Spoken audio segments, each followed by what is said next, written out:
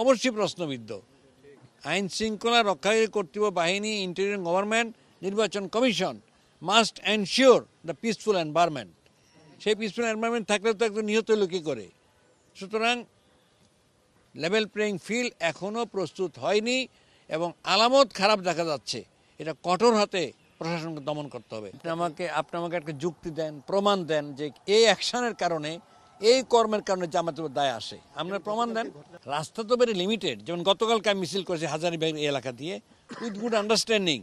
বিএনপির মিছিল আসছে, আমি ধৈর্যের সাথে রুট পরিবর্তন করছি। আবার অন্য জায়গায় মিছিল ঢুকে গেছে, তখন মিছিল অর্ধেক যেই রাস্তায় আমি যদি পাস না করি আমার জনশক্তি বিভক্ত হয়ে যাবে, সেখানে সংযমে আমার যেতে হয়েছে।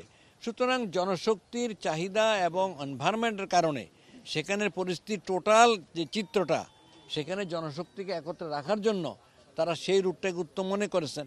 এক্ষেত্রে আইনশৃঙ্খলা রক্ষাকারী বাহিনীর তো কর্তৃপক্ষের দায়িত্ব রয়েছে।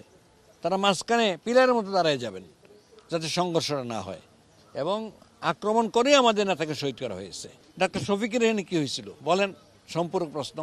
ডাক্তার শফিকের এখানে শান্তিপূর্ণভাবে প্রচার প্রপাগান্ডার সময় আক্রমণ করছে, 15 জন লোক আহত হয়েছে। এরপরে হাফেজ এনায়েত না 7 আসনে ঢাকার, সে তো শান্তিপূর্ণ প্রচার প্রপাগান্ডা চালাচ্ছিল এবং তাকে আক্রমণ করা হয়েছে।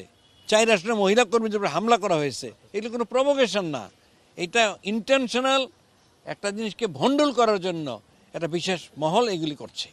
বিজলি কেবলস এর স্কিন কোটেড ইনসুলেশন আগুন প্রতিরোধী। বিজলি কেবলস, নিরাপদ আজীবন। ফেসিবাদীর প্রশ্ন করার অধিকার নাই, তার চেয়ে আরো অন্যায় কাজ তারা করে গেছে। জনগণের কাছে প্রশ্ন, এই বর্তমানে যারা নির্বাচন শান্তিপূর্ণ অবাধ হওয়ার ক্ষেত্রে এই সমস্ত হামলার রচনা করছে, জনগণই জানতে চায় যে আপনারা যে গণতন্ত্রের জন্য কথা বলেন এটা কিসের আলামত। সুতরাং জনগণের কাছে তাদের জবাবদিহি করতে হবে।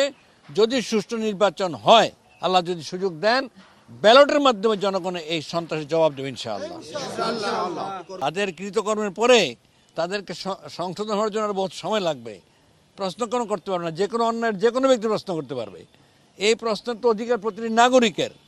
যে কোনো ব্যক্তি কোনো অন্যায় কাজ করে প্রশ্ন করার অধিকার আছে শান্তিপ্রিয় জনগণের। সুতরাং আমরাও যে কোনো অন্যায় করি, জাতি আমাদেরকে আসামির কাঠগড়ায় দাঁড়া করাবে, জনগণ আমাদেরকে ধিক্কার দিবে।